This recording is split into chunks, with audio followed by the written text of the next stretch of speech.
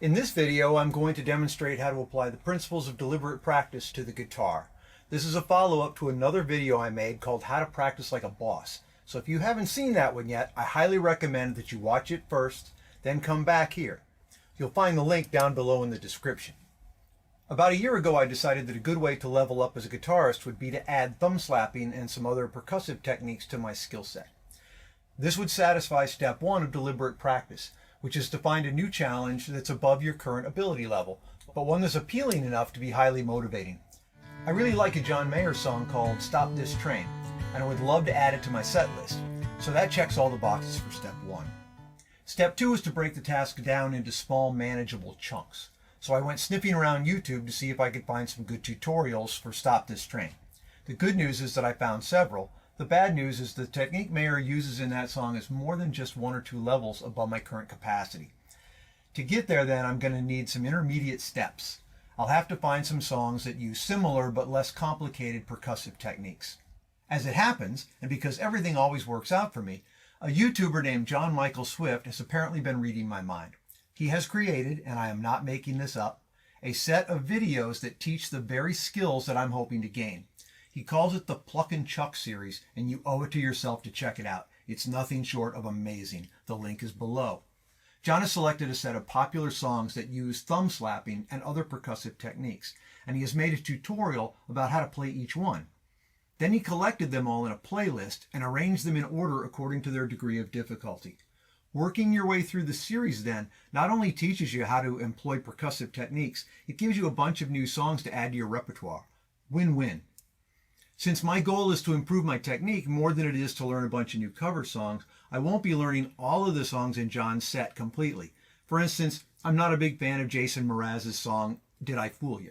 So I won't waste any valuable practice time memorizing all the lyrics, or even the song's full structure. But I do intend to learn the slapping technique that John teaches in every song that he's included in his series, and Stop This Train is near the middle of the list. As a result, in my quest to learn one difficult John Mayer song, so far I've already learned the following songs as a bonus. Heaven and hell decide that they both are satisfied. Illuminate the notes on their vacancy signs. If there's no one beside you when your soul embarks, I will follow you into the dark.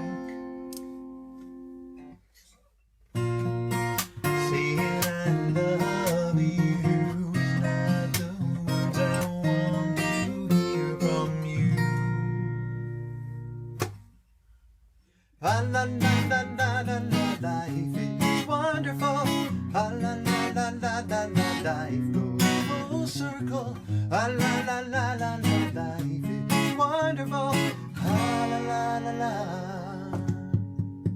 Christopher Robin and I walked alone under branches lit up by the moon.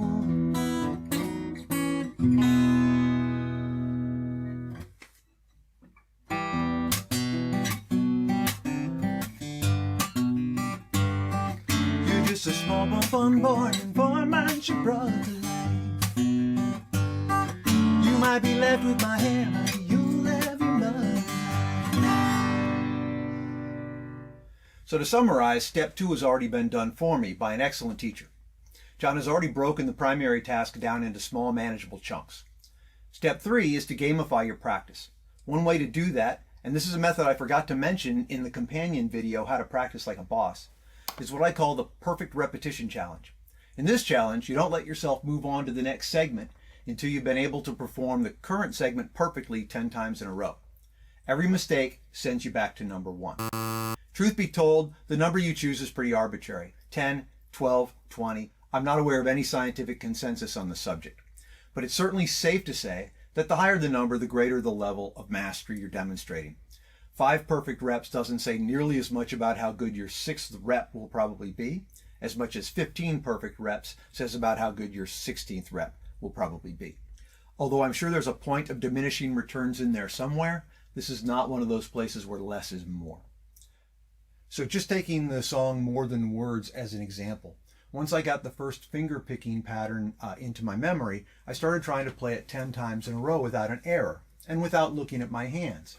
Then I added to the challenge by playing it at higher and higher speeds with a metronome. That's the first pattern.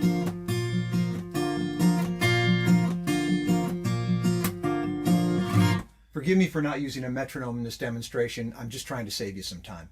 So I did that until the right hand pluck and chuck pattern had become second nature. Then I went to work on the second picking pattern.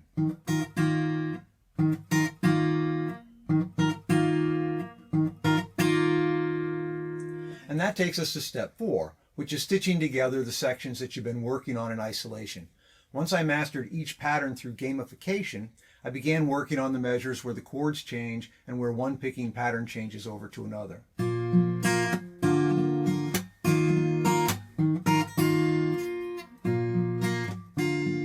So pattern 1, pattern 2, pattern 1, pattern 2. And I worked on that until I could do it at high speed without pausing between patterns and chord changes. The hard part for me now is to maintain constant speed when I play the song at performance tempo. I've gotten so used to playing it fast that now it seems to drag monotonously when I play it at its intended 90-ish beats per minute. To combat my tendency to speed up, I'll occasionally play it at half speed or even slower.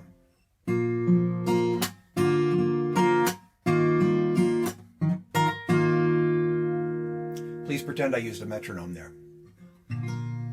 I know the song well enough now that I never feel the need to look down at my hands. But if that weren't the case, I'd also gamify it with an occasional blindfold challenge. More on that in a minute. So that's a zoomed in look at step 4.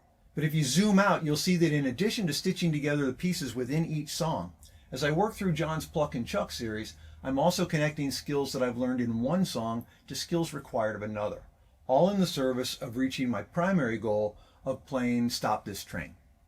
Step 5, as you'll recall, is to celebrate victory and go back to step 1 for a new challenge. Personally, I get so much satisfaction out of improving on the guitar that I don't need to reward myself after every small victory. But I almost always celebrate the completion of a whole new song or a technique by playing it for my friends or by recording a cover version. After that, I choose a new challenge and I get back to work. Let me drop back to step 3 for just a minute and discuss the blindfold challenge. The songs in John's Pluck and Chuck series, at least so far, don't lend themselves to that particular kind of gamification because the hand positions don't change very much. But I have been doing the blindfold challenge with another song I've been working on called Remember Me. It's the beautiful lullaby from the movie Coco, and there's an outstanding tutorial for it on Rob Swift's YouTube channel. No relation to John as far as I know. The link's down below.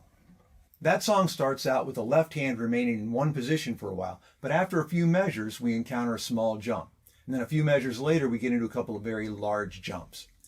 Being able to hit these jumps without looking isn't necessary, but training for that skill greatly increases your muscle memory as it relates to your instrument, and it contributes to body mapping, that sensation that your guitar is a natural extension of your hands. I'm going to work through this now a little bit without looking. There's an introduction.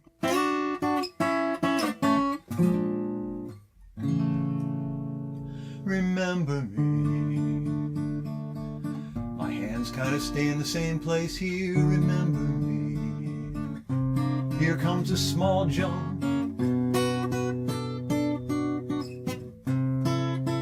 And then a much bigger one. Missed.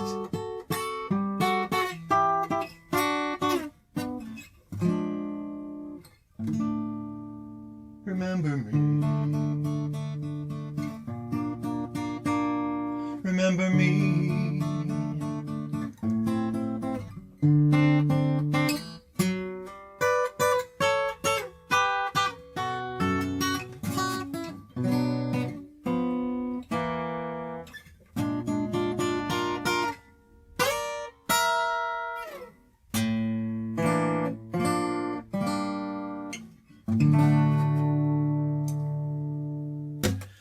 As you can see, I got a long way to go in the body mapping department. Something to work on. But let me just pause here for a moment with a quick aside.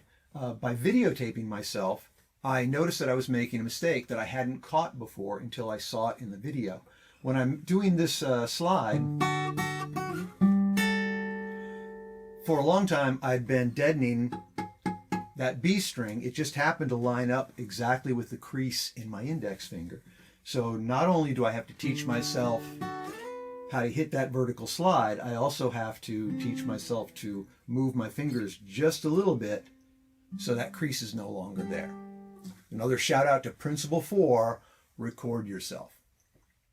Anyway, with these steps and with the principles detailed in my How to Practice Like a Boss video, you now have all the tools that you need to level up rapidly as a musician. So don't just sit there, go practice. But really practice. Practice deliberately and intentionally. And hit that like button down there on your way out. That helps people find me on YouTube. And who wouldn't want to find me on YouTube? See you next time.